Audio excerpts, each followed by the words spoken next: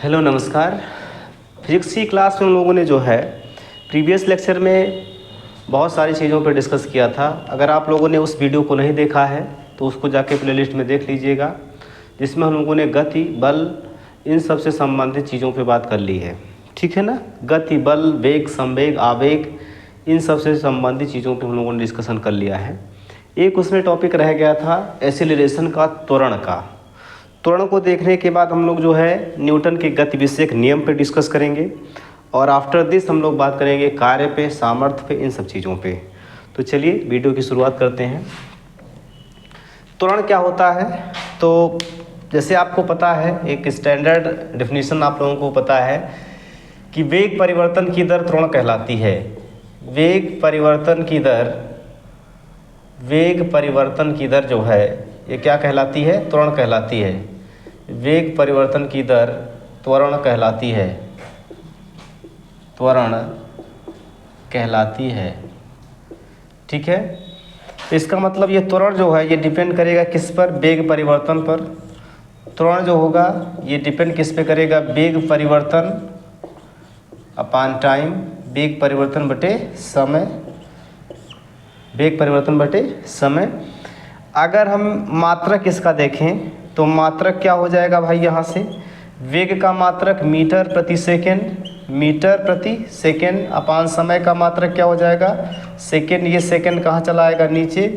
तो मीटर प्रति second square, metre प्रति सेकेंड स्क्वायर, ये किसका मात्रक हो जाएगा? ये मात्रक हो जाएगा जो है त्वरण का।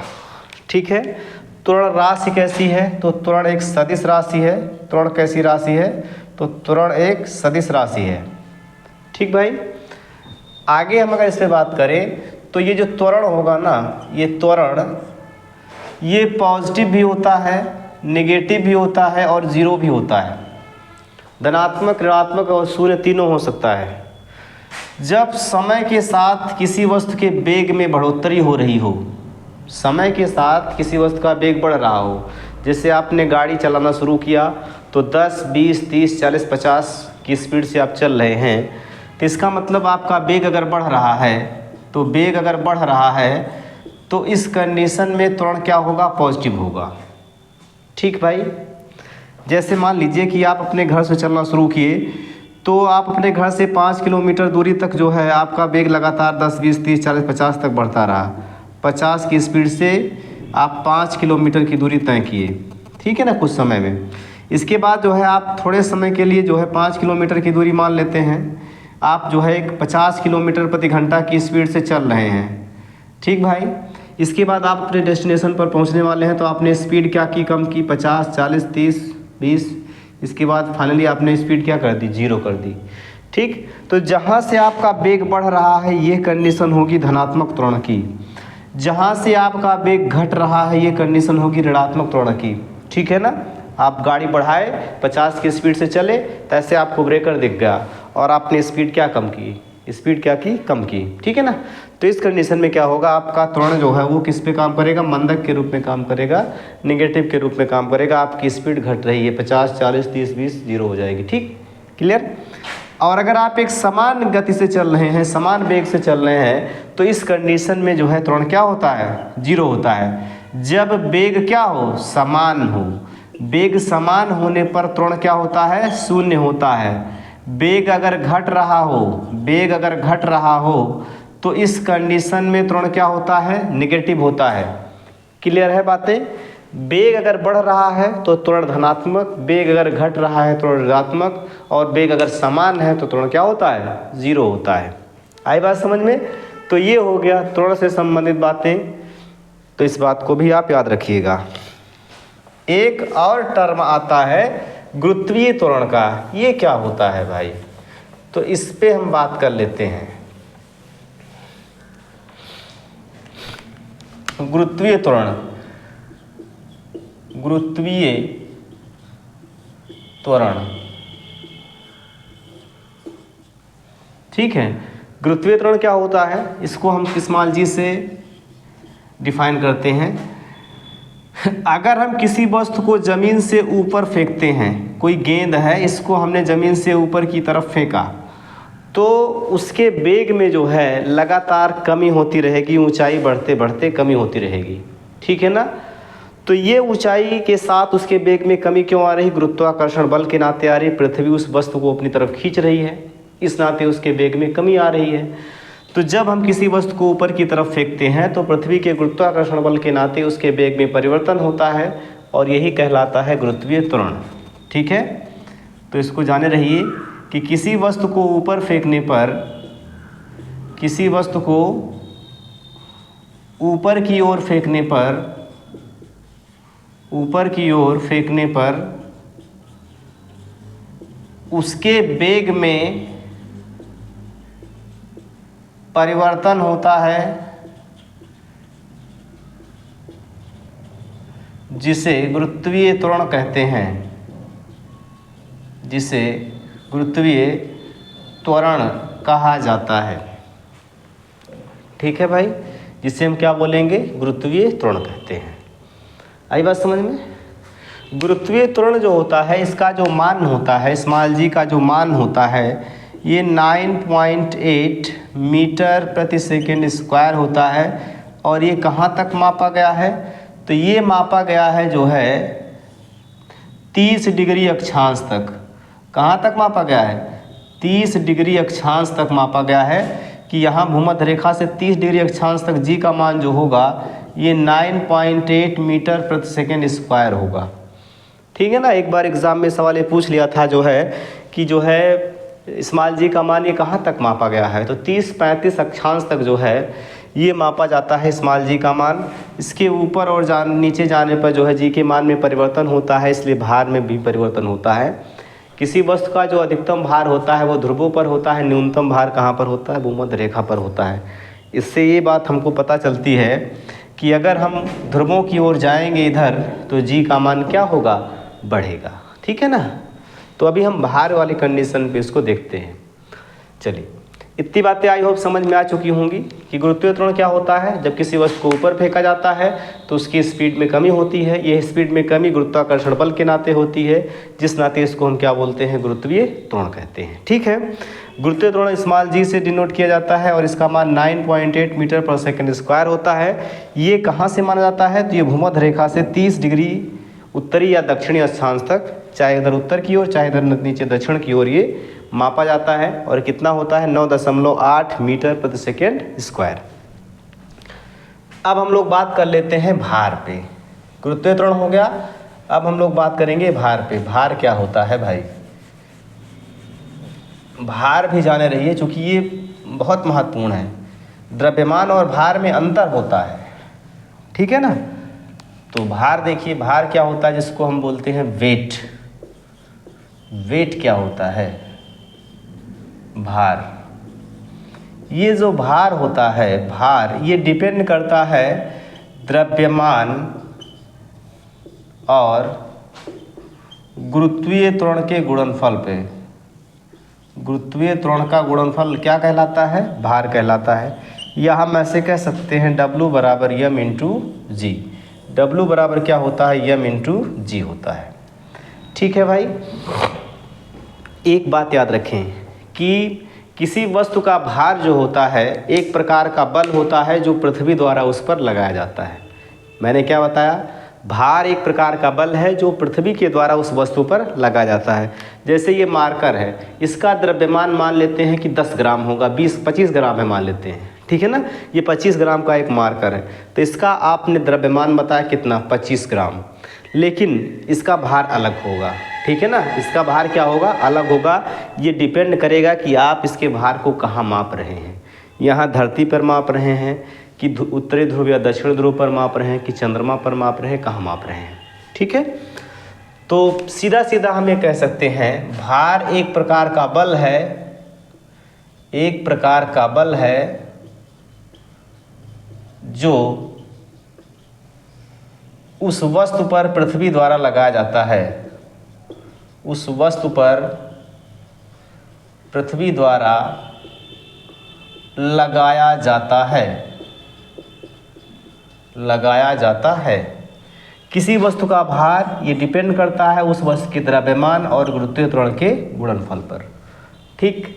यहाँ से अगर हम भार का मात्रक देखें, भार का मात्रक क्या हो जाएगा भाई, तो भार का मात्रक होगा किलोग्राम और जी का मान मीटर प्रति सेकेंड स्क्वायर, किलोग्राम मीटर प्रति सेकेंड स्क्वायर, इसी को हम न्यूटन भी कहते हैं, आपको शायद पता ही होगा। ठीक है, तो ये भार का मात्रक क्या होता है, न्यूटन होता है। क्लियर है, ये याद रखिएगा, क्योंकि द्रव्यमान का मात्रक किलोग्राम, भार का मात्रक न्यूटन। अब जैसे मैंने यहाँ बताया कि अगर आप भूमध्य रेखा से ध्रुवों की ओर जाते हैं तो जी का मान बढ़ता है, ठीक है ना। तो भूमध्य रेखा से ध्रुवों की ओर जाने पर अगर जी का मान बढ़ रहा है तो जाहिर सी बात है भार भी क्या होगा, बढ़ेगा। ठीक है ना, तो याद रखिएगा कि भूमध्य रेखा से ध्रुवों की ओर जाने पर, भूमध्य रेखा से ध्रुवों की ओर जाने पर, भूमध्य रेखा से ध्रुवों की ओर जाने पर जी का मान बढ़ता है, जी का मान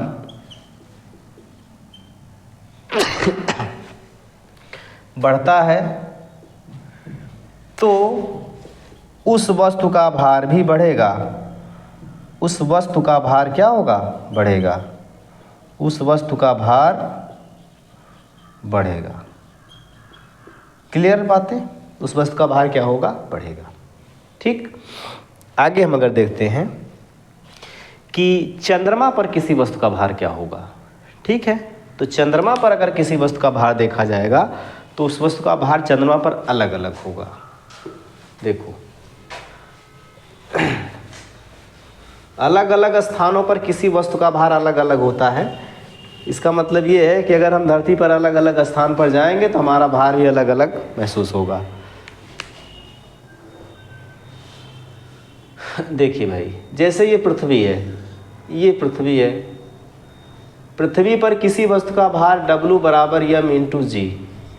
अगर कोई वस्तु जो है जिसका द्रव्यमान 60 किलोग्राम है और उस पर मान लेते हैं 9.8 या लगभग 10 मान लेते हैं, 10 उस पर जी का मान 10 काम कर रहा है, तो इसका भार क्या हो जाएगा, 600 न्यूटन हो जाएगा। 600 क्या हो जाएगा भाई, 600 न्यूटन उसका भार हो जाएगा। उसका भार कितना हो जाएगा, 600 न्यूटन हो जाएगा पृथ्वी पर। लेकिन अगर चंद्रमा पर हम चले जाएं, चंद्रमा पर अगर हम चले जाएं, ये चंद्रमा है, चंद्रमा पर अगर किसी वस्तु का भार हम चेक करेंगे तो W बराबर होता है m इंटू जी। ठीक है ना, m का मान तो वही रहेगा, 60 किलोग्राम है यहाँ धरती पर, तो चंद्रमा पर भी बोझे रहेगा 60 किलोग्राम का ही। जी का मान जो है यहाँ का 1/6, पृथ्वी पर कितना है 10, तो 10 का 1/6 10/6। ठीक है, तो यहाँ 6 से 10 बार कट जाएगा ये, तो हो जाएगा कितना, 100 न्यूटन।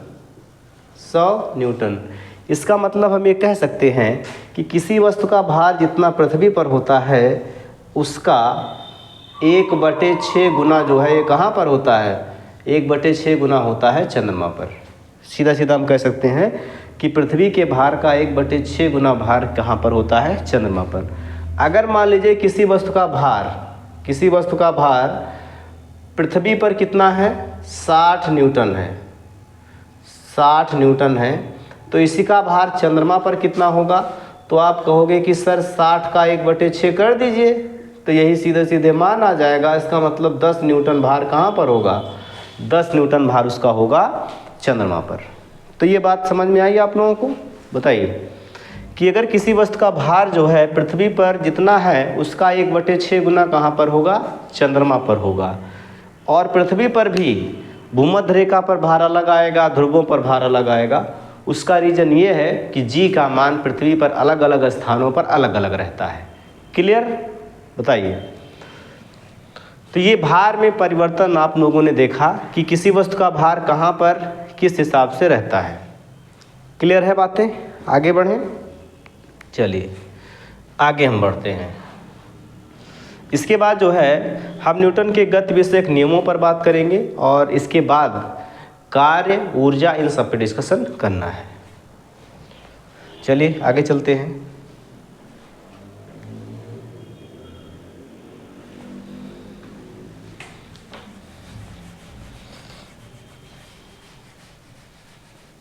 देखो भाई, अगर हम बात करें वर्क की, कार्य की हम बात करें, तो कार्य क्या होता है? किसी वस्तु पर बल लगाकर विस्थापित करना कार्य कहलाता है। किसी वस्तु पर बल लगाकर विस्थापित करना क्या कहलाता है? कार्य कहलाता है। तो देखिए, कार्य, वर्क, वर्क, कार्य। कार्य क्या होगा भाई? कार्य बराबर होता है बल गुणे विस्थापन। बल गुणे विस्थापन, बल गुणे विस्थापन। किसी वस्तु द्वारा किया गया कार्य उस पर लगाए गए बल और उसके विस्थापन के गुणनफल के बराबर होता है।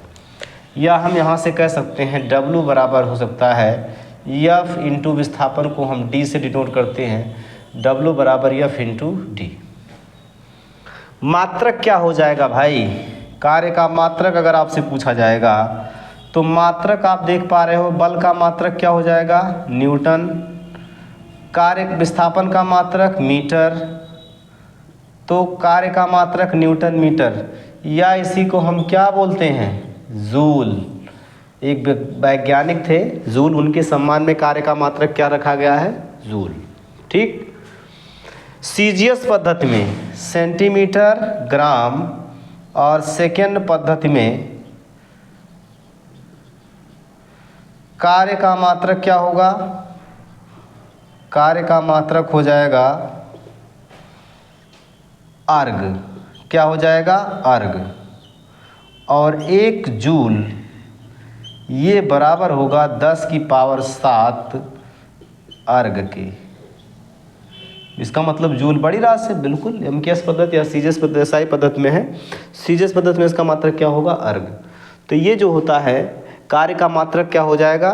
तो कार्य का मात्रक एमकेएस पद्धति में या एसआई पद्धति में हो जाएगा जूल, और सीजीएस पद्धति में क्या हो जाएगा? अर्ग। ठीक है भाई। अब मैंने आपको ये बताया था कि कार्य जो होता है ये धनात्मक, ऋणात्मक और शून्य तीनों हो सकता है। ये डिपेंड करेगा किस पर? ये डिपेंड करेगा जो है विस्थापन पर। किस पर डिपेंड करेगा? विस्थापन पर। तो यहाँ देखिए ज़रा कि ये जो कार्य होगा, ये W जो होगा, ये कार्य, ये डिपेंड करता है किस पर? बल तो आप लगाओगे, लेकिन अगर विस्थापन जिस हिसाब से हो रहा है उस हिसाब से कार्य भी होगा। ठीक है, क्लियर है ना? अगर विस्थापन पॉजिटिव हो रहा है तो कार्य भी पॉजिटिव होगा। विस्थापन अगर निगेटिव हो रहा है तो कार्य भी निगेटिव होगा। विस्थापन अगर नहीं हो रहा है, विस्थापन अगर शून्य है तो कार्य शून्य होगा। कैसे? देखिए, अगर मान लीजिए कोई वस्तु है, ये वस्तु है, इस पर हमने बल लगाया इधर की तरफ, बल हमने किधर की तरफ लगाया? इधर की तरफ बल लगाया, और ये वस्तु सड़क के यहाँ चली आई, ये वस्तु सड़क के यहाँ से यहाँ चली आई। तो इसका मतलब जिधर की ओर हमने बल लगाया विस्थापन उसी दिशा में हुआ। तो इस कंडीशन में कार्य क्या होगा भाई?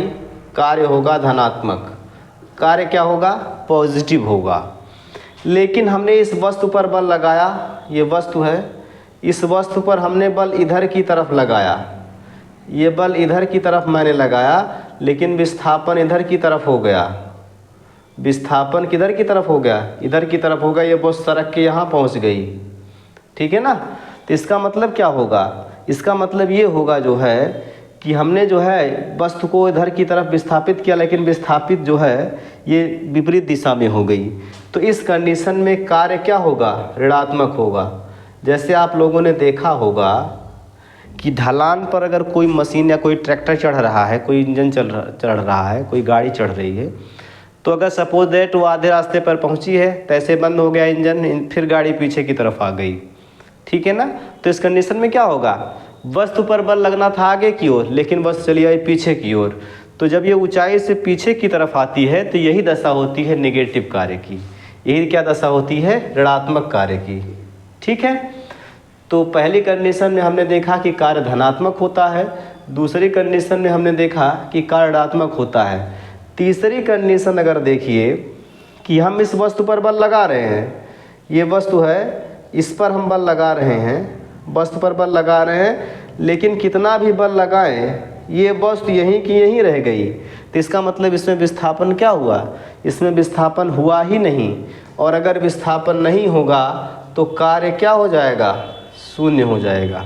ठीक है, दिन भर दीवार ढकेलते रहिए, दिन भर जो है दीवार को ही ढकेलते रहिए और शाम को पूछा जाए आपने काम कितना किया, तो आप तो थक जाएंगे, लेकिन कार्य आपके द्वारा कोई भी नहीं किया गया होगा। ठीक है, तो इसको याद रखिए। बाकी और मैं भी कल बहुत सारे कॉन्सेप्ट इस कार्य से संबंधित बताऊंगा और उनको भी आपको याद रखना होगा। ठीक है, तो आज के लिए इतना रखिए, बाकी मिलते हैं कल की क्लास में। तब तक आप इस फैक्ट को बहुत आराम से चीज़ों को समझते हुए चलिएगा, ताकि विज्ञान आपके लिए आसान सब्जेक्ट बन जाए। ठीक, थैंक यू सभी को।